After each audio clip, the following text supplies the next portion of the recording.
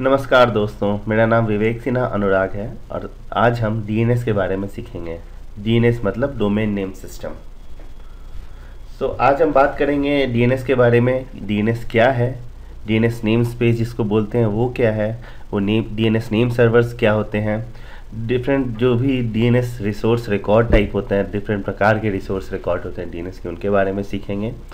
फिर हम देखेंगे कि डीएनएस रिजॉल्व कैसे होता है, रिजॉल्वर क्लाइंट कौन होता है, डीएनएस मैसेज फॉर्मेट कैसा दिखता है, जो भी आदान प्रदान होता है मैसेज का डीएनएस का वो कैसा दिखता है, रिजोल्यूशन प्रोसेस एक अंत से दूसरे अंत तक देखेंगे।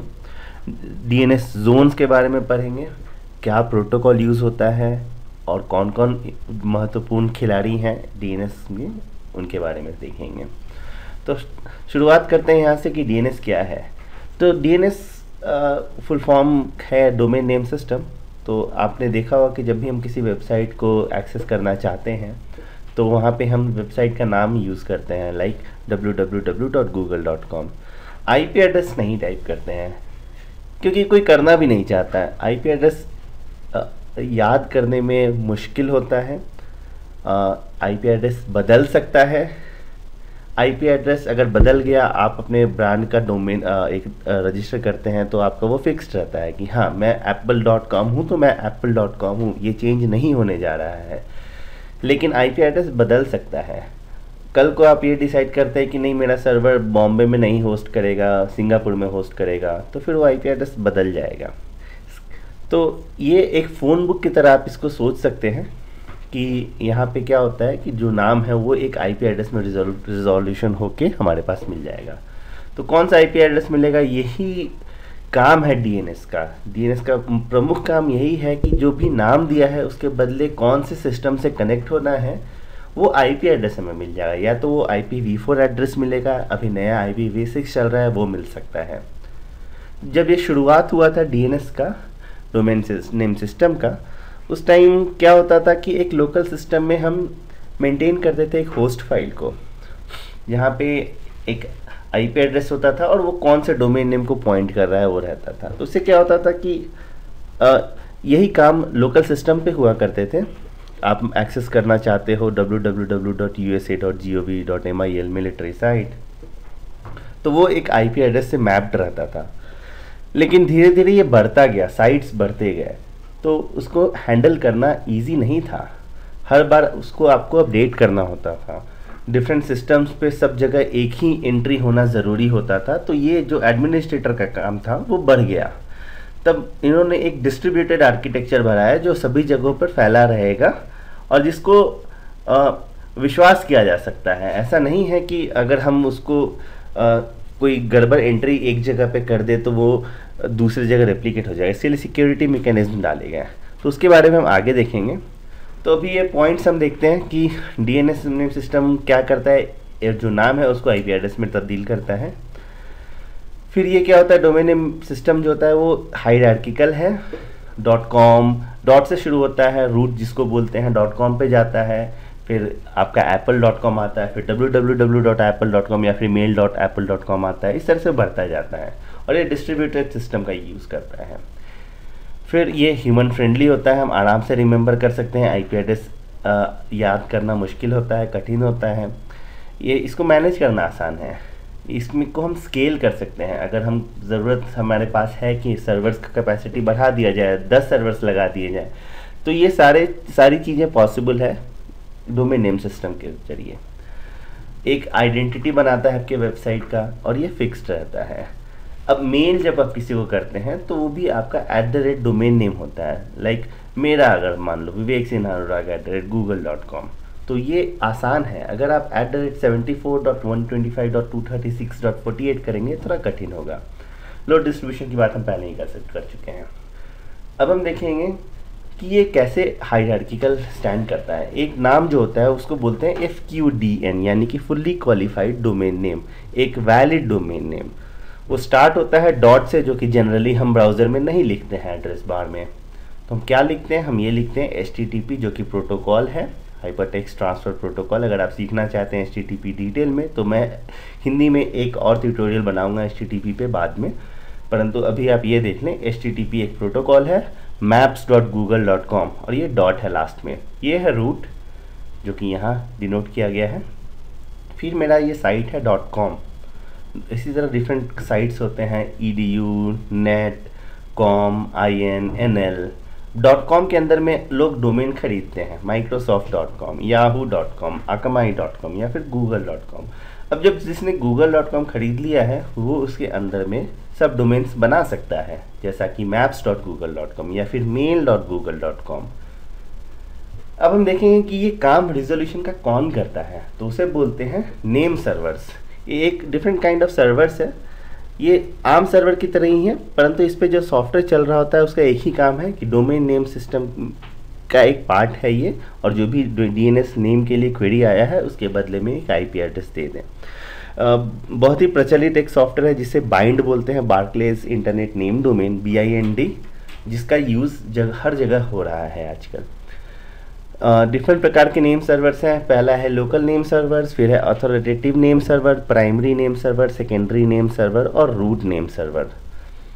तो शुरुआत करते हैं लोकल नेम सर्वर से। ये क्या होता है, जो आपका इंटरनेट प्रोवाइड करने वाला बंदा है, ISP है, इंटरनेट सर्विस प्रोवाइडर है, उसके पास एक लोकल नेम सर्वर होगा। वो क्या करेगा कि जब भी आपके पास से कोई रिक्वेस्ट आप ब्राउज़र में डालते हो www.google.com, तो ये रिक्वेस्ट उसके पास जाता है। फिर वो वहाँ से IP रिजोल्यूशन करने का काम करता है। रिजोल्यूशन कैसे होता है वो हम बाद की एक स्लाइड में देखेंगे, लेकिन उसका ये काम है कि वो एक कैश करके रखे। ये DNS नेम रिजोल्यूशन आपके जिम्मेदारी में नहीं है, आप ISP पे रिलाई कर सकते हो, वो आपको एक IP एड्रेस देगा कन्वर्ट करके। फिर होता है अथॉरिटेटिव नेम सर्वर। तो ये कुछ नेम सर्वर्स हैं जो कि एक ही अथॉरिटी के लिए बने हैं। समथिंग लाइक आप .com डोमेन लेते हो तो .com का एक अथॉरिटेटिव नेम सर्वर होगा, .edu के लिए अलग होगा, .org के लिए अलग होगा। रूट नेम सर्वर्स पे आते हैं। पहले रूट नेम सर्वर्स कुल मिलाकर 13 हैं, परंतु आप ये नहीं सोचिएगा कि केवल 13 ही सर्वर है, फिर ये डिस्ट्रीब्यूटेड और एक सही मायने में स्केलेबल सॉल्यूशन कैसे होगा। अगर वो 13 सर्वर कोई डाउन कर दे तो फिर मुश्किल है, राइट। तो क्या करते हैं कि इस 13 सर्वर के पीछे बहुत सारे दूसरे सर्वर्स हो सकते हैं। अब ये 13 सर्वर्स कौन कौन से हैं रूट नेम सर्वर्स, तो हम एक टूल का इस्तेमाल करेंगे जिसे बोलते हैं डिग। आप अगर आप आपके पास ये टूल नहीं है तो आप जाइए digwebinterface.com ब्राउज़र पे डालिए और ये वही काम करेगा। तो डिग जब मैंने डाल के एंटर किया तो इसने मुझे दिया, ये रहा 13 name server, root name servers, जो कि A से स्टार्ट होता है, ABCDEFGHIJKL और M। ये 13वां सर्वर है और ये हर एक सर्वर का अपना एक IP एड्रेस है, एक IPv4 एड्रेस है और एक IPv6 एड्रेस है। तो इस प्रकार ये 13 रूट नेम सर्वर्स हैं जिनका काम है कि ये जानना कि .com कौन संभाल रहा है, अथॉरिटेटिव सर्वर्स कौन कौन है, उनकी एंट्रीज यहाँ पे होती है। कल को कोई बंदा अपना नेम सर्वर स्टार्ट कर दे और उसमें वो ये एंट्री डाल दे कि google.com भाई मेरे साइट पे चला जाए, मेरे IP पे चला जाए, तो ऐसा पॉसिबल नहीं है क्योंकि उसकी एंट्री अथॉरिटेटिव नेम सर्वर्स पे नहीं मिलेगी। इस तरह ये सिक्योरिटी मैकेनिज्म अधेर किया जाता है, जिसकी वजह से हम इंश्योर करते हैं कि गलत साइट्स किसी सही साइट की जगह पे ना खुल जाए। फिर आते हैं प्राइमरी नेम सर्वर और सेकेंडरी नेम सर्वर्स पे। तो ये प्राइमरी नेम सर्वर्स ही हैं जिनका काम होता है कि आपका जो वेबसाइट नेम है उसके लिए कौन सा IP दिया जाए वो निर्धारित करना। तो प्राइमरी सर्वर और सेकेंडरी नेम सर्वर एक दूसरे के कॉपी होते हैं, रेप्लिका होते हैं। प्राइमरी जो होता है वो लेजी होता है, वो मास्टर है। सेकेंडरी है वो एक्चुअल वर्कर है, वही काम करता है। वो क्या करेगा, प्राइमरी से जोन फाइल जो भी है, इंफॉर्मेशन है डोमेन नेम के बारे में, लाइक www किस पे जाना चाहिए, मेल किस पे जाना चाहिए, बीटा किस पे जाना चाहिए, लाइक beta.vivek.com और mail.google.com। तो अगर google.com का secondary name server primary name server पे ये एंट्री डाला हुआ है कि IP एड्रेस 1.2.3.4 पे जाओ, तो वो जाएगा और सेकेंडरी ही ये नेम रिजोल्यूशन करेगा। वो एक पर्टिकुलर अंतराल पे प्राइमरी नेम सर्वर से जोन फाइल कॉपी कर लिया करेगा, जिसको बोलते हैं जोन ट्रांसफर। वो हम बाद में एक स्लाइड में देखेंगे। अब हम अगले स्लाइड में देखते हैं कि DNS रिसोर्स रिकॉर्ड क्या होता है। तो DNS जो इन्फॉर्मेशन होता है तो रिक्वेस्ट रिस्पॉन्स की तरह है। तो उसमें डिफरेंट तरह के रिसोर्स रिकॉर्ड होते हैं। रिसोर्स मतलब जानकारी, डिफरेंट काइंड ऑफ रिकॉर्ड्स हैं। तो डोमेन नेम होता है सबसे पहले, जो ये होता है कि भाई कौन सा साइट है, maps.google.com। फिर ये है टाइम टू लिव, TTL जिसको बोलते हैं, ये सेकेंड्स में होता है। ये बताता है कि कितने सेकेंड तक कैशिंग नेम सर्वर्स उसको कैश करके रख सकते हैं। तो इसका फ़ायदा क्या है कि मान लो आपका ISP का नेम सर्वर है जिसके पास एक एंट्री आती है कि भाई google.com को रिजॉल्व करके दो, तो वो रिजॉल्व करके देता है www.google.com रिजॉल्व होगा IP एड्रेस मान लो 1.2.3.4 पे। अब बार बार कोई बंदा www.google.com का IP मांगेगा तो उसको बार बार जाना पड़ेगा रिजोल्यूशन प्रोसेस के लिए। इससे बचने के लिए वो क्या करता है कि इसको टेम्परेरीली स्टोर करके रखता है, इसको कैशिंग बोलते हैं। तो वो कैश करके रखेगा कितने अंतराल तक, तो 86400 सेकेंड, यानी कि एक दिन तक कैश करके रखेगा। तीसरा वैल्यू होता है क्लास का। तो इसमें ज़्यादा नहीं जाते हैं अंदर में, ये बस जानते हैं कि इंटरनेट क्लास है IN। फिर टाइप, ये बहुत ही महत्वपूर्ण है। टाइप A रिकॉर्ड होता है, MX रिकॉर्ड होता है, NS होता है, CNAME होता है, TXT होता है। सबसे इम्पोर्टेंट है A रिकॉर्ड। A रिकॉर्ड बोलता है, और इसको IPv6 में हम क्वाड A रिकॉर्ड भी बोलते हैं, यानी AAAA। तो अगर A रिकॉर्ड है तो IPv4 IP एड्रेस मिल जाएगा, और यही वैल्यू आपके वेबसाइट का एड्रेस है। यहाँ पे HTTP कनेक्शन इनिशिएट होगा जब आपके ब्राउज़र को IP एड्रेस मिल जाएगा। उसके बाद ये दूसरा है CNAME रिकॉर्ड, कैनोनिकल नेम। तो A रिकॉर्ड और CNAME रिकॉर्ड एक साथ एग्जिस्ट नहीं कर सकते, या तो CNAME होगा या A होगा। अगर CNAME होगा तो A भी नहीं होगा, MX भी नहीं होगा, NS भी नहीं होगा, केवल CNAME होगा। लेकिन अगर CNAME नहीं है तो NS डाल सकते हैं। CNAME का काम क्या है ये मैं आपको अभी दिखाता हूँ। तो मान लो मैं एक कमांड प्रॉम्प्ट में जाके दिखाता हूँ आपको एक वेबसाइट का रिसोर्स रिकॉर्ड कैसा दिखेगा। हम टाइप करेंगे dig www.olx.com। तो ये गया मेरा रिक्वेस्ट। कैसा गया रिक्वेस्ट, ये बोल रहा है कि देखो फ्लैग्स QR RD RA है, क्वेरी टाइप 1 है, और भाई आंसर यहाँ से मिला। ये हम बाद में देखेंगे एक स्लाइड में ये सब चीज़ें क्या है। परंतु अगर आप ये देखो, अभी ये www.olx.com पहला है, ये क्या है, ये है डोमेन नेम। उसके बाद आता है 30 क्या है, टाइम टू लिव। हाँ आपने सही गेस किया। फिर टाइप क्या है, IN, इंटरनेट टाइप है, इंटरनेट टाइप यहाँ पे है। फिर उसके बाद ये किस टाइप का रिकॉर्ड है, तो सॉरी ये इंटरनेट क्लास था, उसका टाइप किस टाइप का रिकॉर्ड है, ये A रिकॉर्ड है यहाँ पे, बट यहाँ पे CNAME रिकॉर्ड है। अगर CNAME पहले था तो यहाँ पे A साथ में एग्जिस्ट नहीं कर रहा है। तो ये क्या होता है कि भाई बोलता है कि www.olx.com का कैनोनिकल नेम और एलियास एक डाल दो, olx2.new nasperclassifieds.hk.net, ठीक है। तो ये क्या करेगा कि ये डेलीगेट कर देगा, OLX बोलेगा कि भाई ये हम अपना कैनोनिकल नेम डाल दिए तुम्हारे पास, अब जो भी इसका ओनर है hk.net का, उसका रिस्पॉन्सिबिलिटी है कि इंटरनली वो कैसे क्या करके एक IP एड्रेस कैसे देगा, कौन सा IP एड्रेस देगा। ये HK नेम है, ये अकामा ये कंपनी है, सीरियन प्रोवाइडर है, आपने नाम नहीं सुना होगा शायद, अगर सुना है तो बहुत अच्छी बात है। hk.net उसी का एक नेम है। अब अकामा वालों का काम है कि इसको रिजॉल्व करके ये जो रिक्वेस्ट आया olx.com पे, तो वो किस IP को दें। तो इससे क्या फ़ायदा मिला कि olx.com जो डोमेन नेम खरीद कर मेंटेन करता है, उसको टेंशन नहीं है कि कौन से IP एड्रेस पे रिक्वेस्ट कब जाना चाहिए। ये काम इसने डेलीगेट कर दिया, ये काम इसने दे दिया है HK वालों को। अब HK वाले ये काम करेंगे, ये फ़ायदा है CNAME रिकॉर्ड का। उसके बाद हम देखेंगे, हमने ये देख लिया कि DNS रिसोर्स रिकॉर्ड्स कैसे कैसे होते हैं। MX रिकॉर्ड क्या होता है, वो बोलता है कि भाई मेल कौन सा सर्वर हैंडल कर रहा है, maps.google.com। चलो डोमेन नेम तो सही है, लेकिन मेल अगर हैंडल करना है कौन करेगा, तो भाई ये बंदा करेगा, onemail.google.com मान लिया, ठीक है। अब हम आगे बढ़ते हैं, देखते हैं रिजॉल्वर क्या होता है। तो रिजॉल्वर का काम क्या है कि एक कोई भी नाम आया तो उसका IP एड्रेस निकालना है। ये क्लाइंट है हमारा, ये दो प्रकार का होता है, एक होता है फुल रिजॉल्वर, एक होता है स्टब रिजॉल्वर। फुल रिजॉल्वर एक पूरा का पूरा प्रोग्राम है। ये थोड़ा सा डिफरेंट है यूजर प्रोग्राम से। इसका काम बस यही होता है कि फॉरवर्ड कर देना क्वेरी को, जो भी आया यूज़र के द्वारा उसको रिजोल्यूशन के लिए फॉरवर्ड कर देना नेम सर्वर्स को। तो सपोज ये एक ब्राउज़र है, इससे फुल रिजॉल्वर के पास रिक्वेस्ट आया और इसके पास एक अपना कैश होता है, ताकि अगली दफ़ा अगर कोई रिक्वेस्ट आए तो उसका एंट्री कैश करके रखे। वो बस फॉरवर्ड कर दिया नेम सर्वर्स को। नेम सर्वर का काम है वो आईपी एड्रेस ढूंढ के इसको बता देगा और ये यूज़र प्रोग्राम को वापस दे देगा और साथ में एक एंट्री यहाँ कैश में स्टोर करके रख लेगा। अब आते हैं स्टब रिजॉल्वर।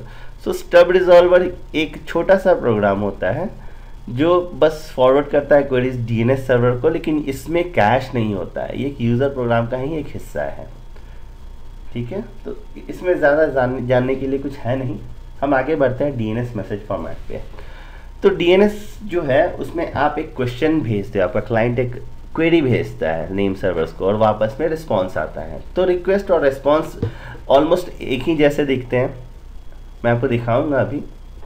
इसमें क्या क्या होता है, इसमें हेडर्स होता है, इसमें क्वेरीज होगा, कौन सा क्वेश्चन है क्या चाहिए, रिस्पॉन्स आर होता है और रिस्पॉन्स AR होता है। ठीक है, अब इसमें एक फ्लैग डालते हैं। फ्लैग्स डिफरेंट टाइप्स का हो सकता है। QR फ्लैग जो बताता है क्वेरी है या फिर रिस्पॉन्स है।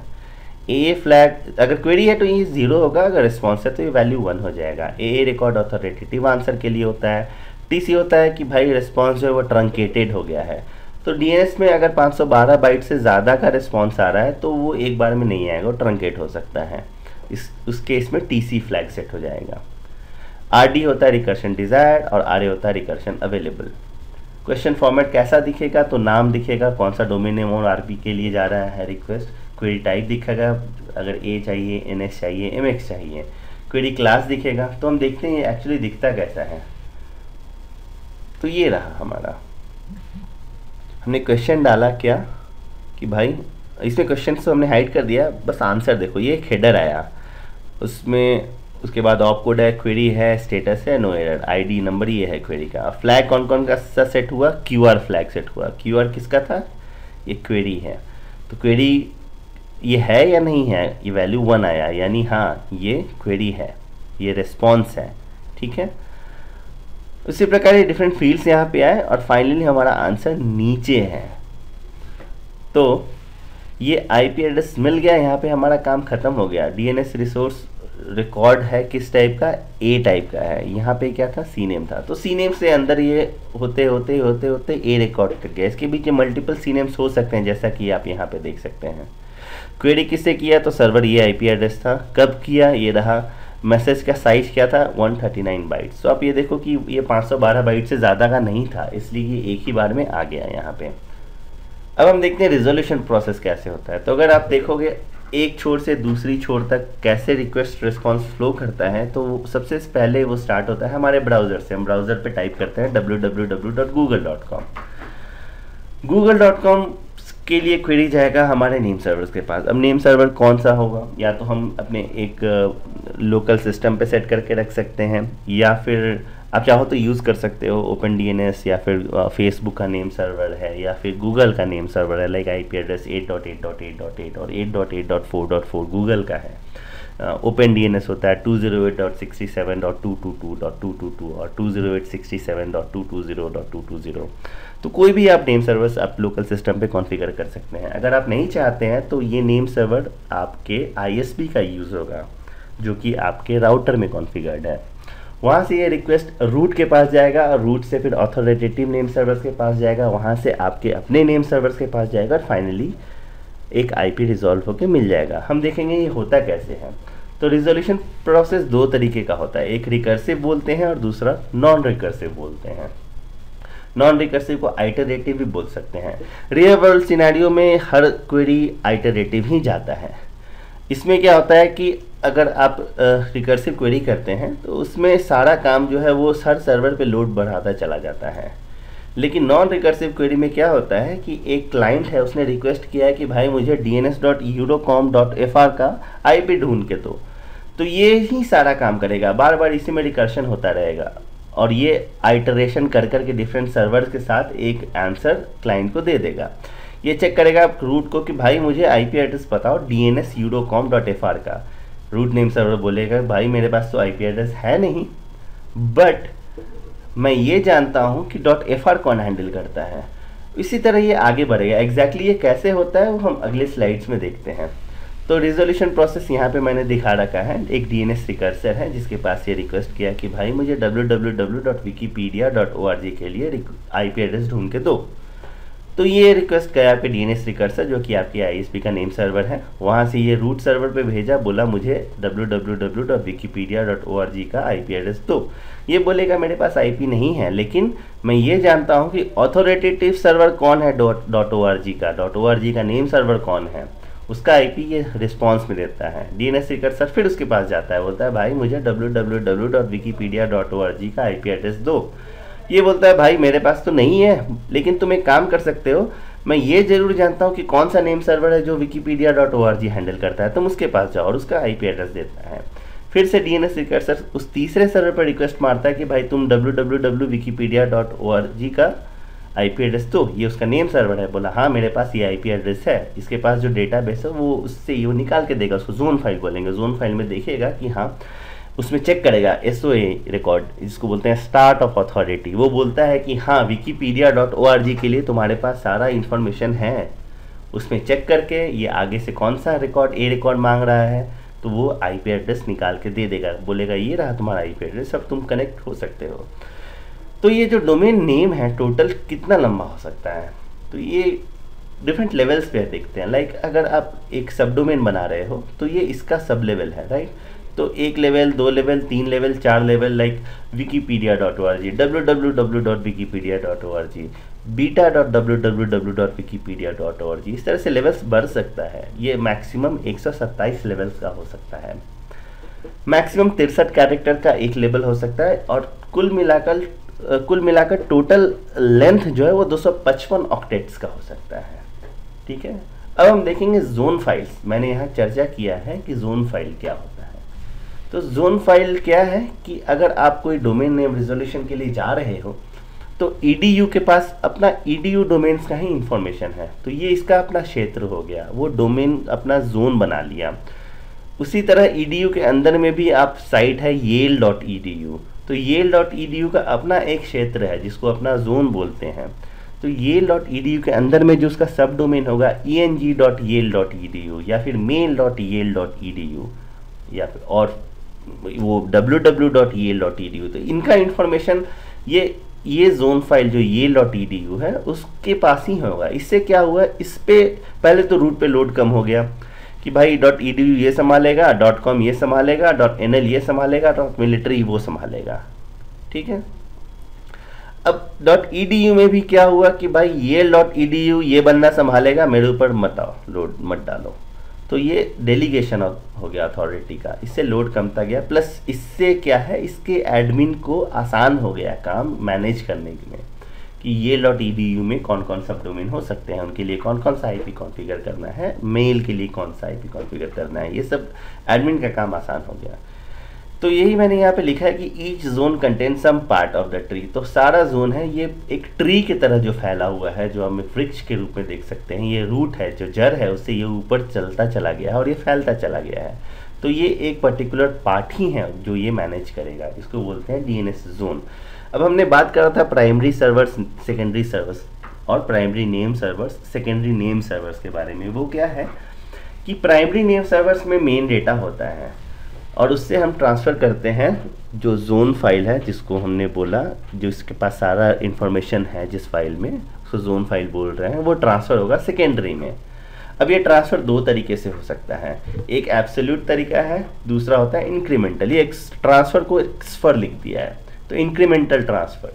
ठीक है, तो अब क्या होता है कि सेकेंडरी बोलता है भाई प्राइमरी मेरे पास इंफॉर्मेशन दो, तुम भी प्राइमरी सर्वर हो www और विवेक.com के, मैं भी सर्वर हूँ विवेक.com का, मैं स्लेव हूँ, मेरे पास इंफॉर्मेशन दो, मेरे को इंफॉर्मेशन दो। तो प्राइमरी सर्वर उसको एक इंफॉर्मेशन दे देगा जोन फाइल, जोन ट्रांसफ़र के फॉर्मेट में। अब कौन सा प्रोटोकॉल यूज़ होगा, डोमेन नेम में कौन सा प्रोटोकॉल यूज़ होता है, आप सोचिए। तब तक हम आगे बढ़ेंगे और हम देखेंगे एक स्लाइड में। अच्छा है अगर आप ये आंसर जानते हैं, नहीं जानते हैं तो भी कोई बात नहीं है, अगली स्लाइड में हम कवर करेंगे। तो जब प्राइमरी से ट्रांसफ़र होता है जोन फाइल सेकेंडरी में, अगर एब्सोल्यूट है तो वो पूरा का पूरा फाइल ट्रांसफ़र हो जाता है। ठीक है, लेकिन इंक्रीमेंटल में क्या होता है, अगर मान लो आपने एक डोमेन नेम बना रखा है www.google.com, कल को आप उसमें ऐड कर रहे हो beta.google.com या mail.google.com, तो एक छोटा सा चेंज किया है आपने, उस टाइम क्या होगा कि पूरा का पूरा जोन फाइल प्राइमरी से सेकेंडरी ट्रांसफ़र करना ज़रूरी नहीं है। उस समय जो इंक्रीमेंट हुआ है बस वही ट्रांसफ़र कर सकते हैं। तो उसमें क्या होगा, सेकेंडरी बोलेगा भैया प्राइमरी मेरे को तुम वो जोन फाइल दो जो चेंज हुआ है, जितना चेंज है बस उतना ही भेजना। तो ये रहा मेरा सीरियल नंबर।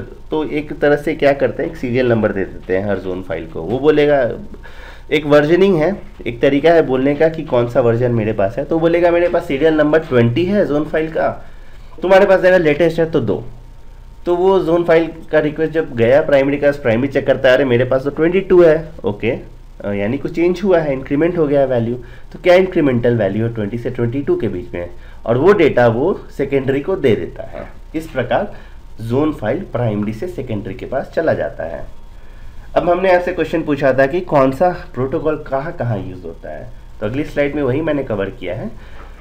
डीएनएस ऐसा सिस्टम है जहाँ पे हम यूडीपी और टीसीपी दोनों यूज़ करते हैं। तो यूडीपी और टीसीपी दोनों का इस्तेमाल ज़रूरी है।